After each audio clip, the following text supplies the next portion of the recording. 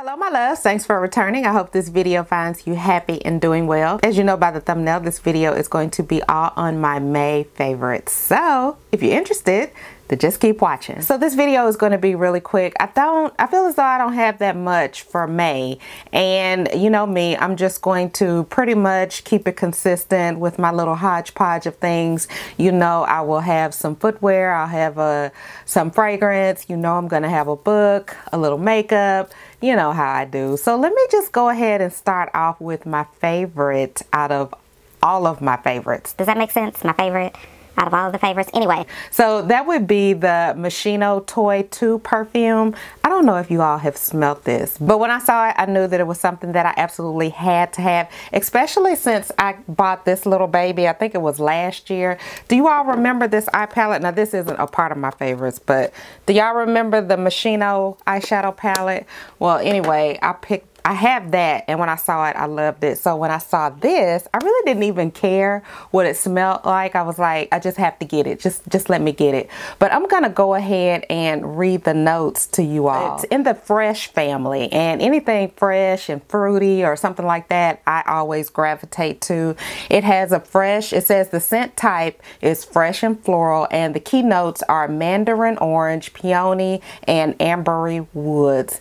And it says the sparkling radiant fragrance features notes of mandarin orange and Granny Smith apples combined with delicate floral notes. So yeah, this one is an all-time favorite. It is on the, it's really soft, and while I haven't tried wearing it for a full day, I don't even know if it would last a full day because it is such a soft scent. I will probably just save this perfume for probably just when I'm with my husband because he really likes it, and it's just a really good scent. Next time you're in Sephora or Macy's, that's where I got this from.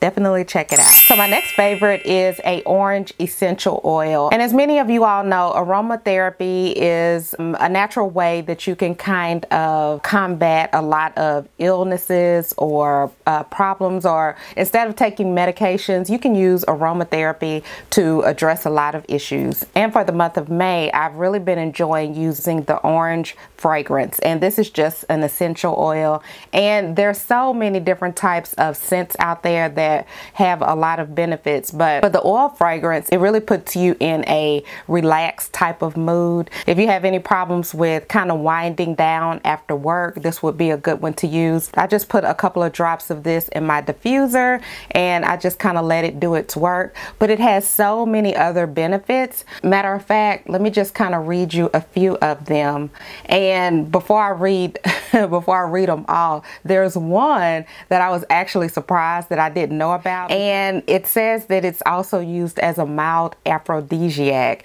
And I told my husband, I was like, did you know that this orange oil is a mild aphrodisiac? He's like looking at me like, woman, get out of here with that. So anyway, just FYI, ladies, this can you be used as a mild aphrodisiac. But anyway, it has a sedative type of effect, and it also says that it helps relieve depression, and it also helps with inflammation. So if you have joints, like I have rheumatoid arthritis, and sometimes my joints get really achy, you know, if you have any type of inflammation in the area, you can also rub orange oil on there, and that will help with. So orange oil just has a lot of benefits, but I mainly use it for its like relaxation type of effect. I think it works really well, and if you have never tried it, I would suggest trying it. So the next one that I have is my e.l.f. Illuminating Eye Cream, and even though this is a skincare product, I don't use it regularly in my skincare routine. The only time that I use this is when I use mattifying concealers.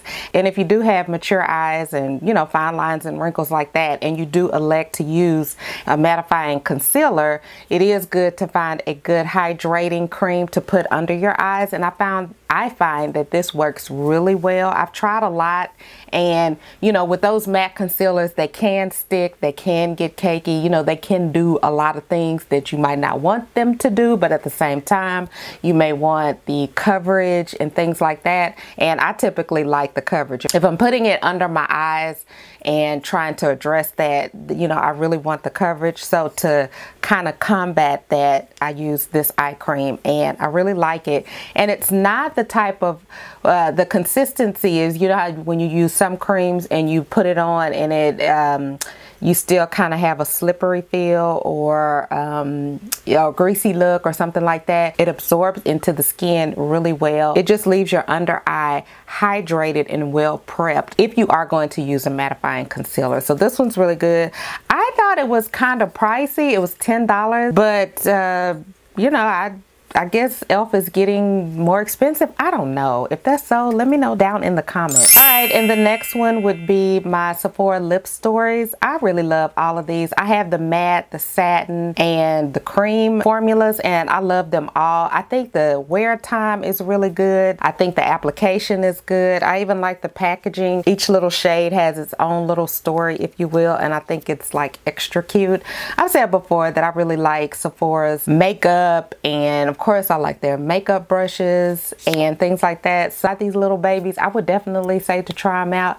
I think they're $9, so they're on the affordable side. All right, so this next one is by Butter London, and this is their eye glaze, and this is the one that kind of has the jelly consistency, and when you touch it, it just kind of feels like putty.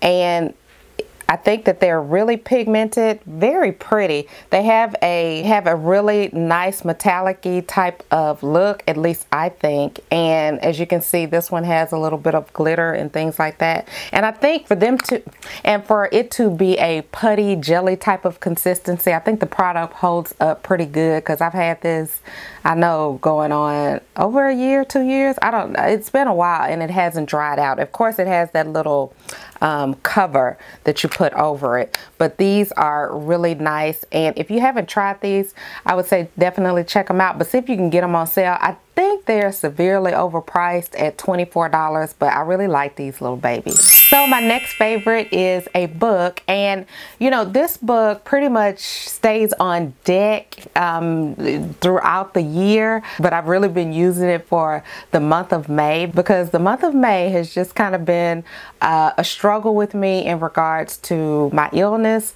So this is The Power of Prayers for Women, and this book pretty much, it just gives you whatever your issue is, you find that, and it'll give you the scripture, and it will also, you know, tell you the prayer. For example, there's prayers in here for good relationships, there's prayers for welcoming newcomers, prayers for revival, prayers for teaching our kids about money, prayers for God's healing in your financial matters.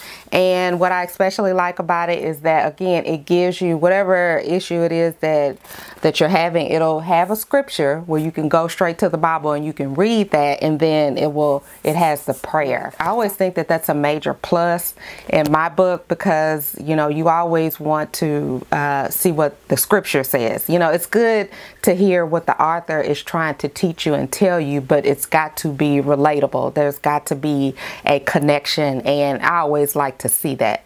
So this is a really good one. Power Prayers for Women. I always have this one on deck. Just, you know, and it's like pocket size. You can keep it in your purse if you have to, because sometimes you got to whip these prayers out when you're out and about. And next I have some little slippers by Skechers, and you know, these type of slippers are really great for the summer. You know, you can just kind of pop them on, and they're really cheap. I got mine from the Skechers outlet, and I like them because they feel like house shoes. They almost kind of look like house shoes, but they're not.